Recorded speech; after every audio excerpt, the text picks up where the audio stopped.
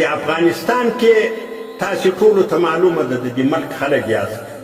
د اسد اتویستم دلته یو میله د پخوا به په ډېر غټ انداز جوړېده خو اوس دا به دم نه وي د هغه ډول نه جوړېږي جشن استقلال دا څه پیښه وسوه دا پیښه دا وسوه چې امان الله خان په دغه ورځ باندې له انګریزانو خپل استقلال واخیست د انګریزانو مصر په هندوستان کې چې امان الله خان ورغی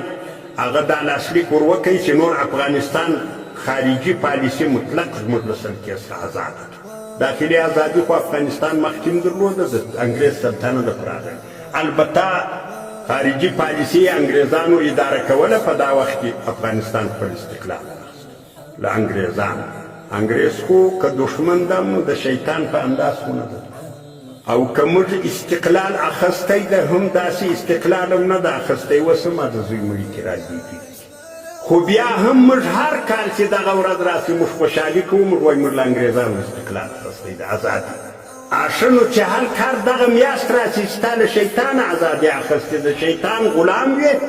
مطلق له شیطانه آزاد شوې بلکې اوس دی غلام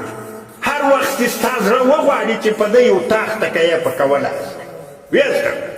د تکبیر اواز پورته کړه د توحید اعلان وکړه په توحید باندې دی سوځي په تکبیر باندې دی سوځي او الحمدلله توحید و تکبیرونه خپاره سو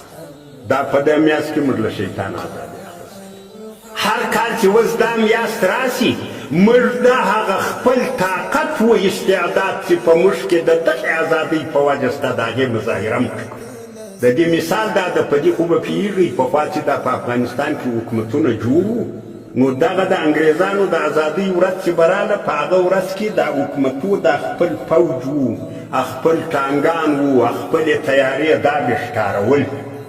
په دې وجه یې ښکارول چې د انګریزانو ته یو قسم اخطار ده چې نور موږ په دغسې طاقت کې یو فوج لرو ټانګان لرو وسلې لرو تیارې لرو دا چوپ چې بیا ونه وایه چې بیا به پر موږ شتا تسلط راشي هغه نشته په عین دغه شکل موږ شیطان ته په دغه میاشت کې دغه اخطار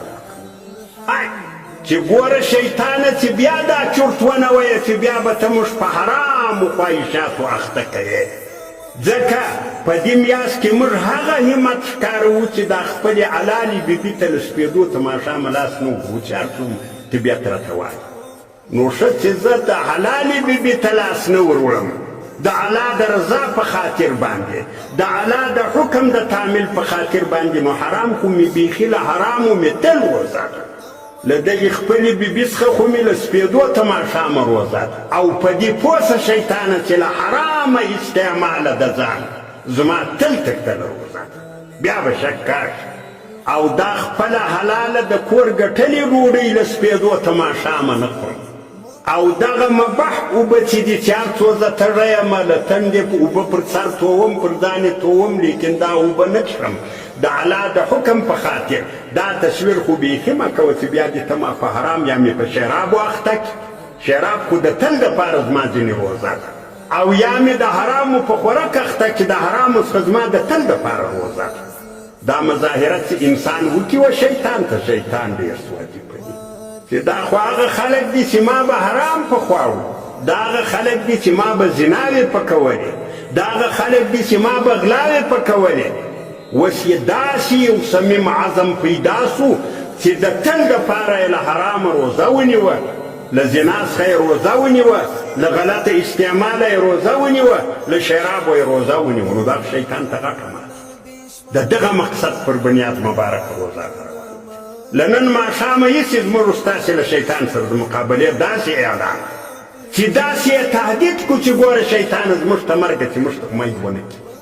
داسې او د الله هم له موږ سره په دغه روزه کې داسې امداد الحمد لله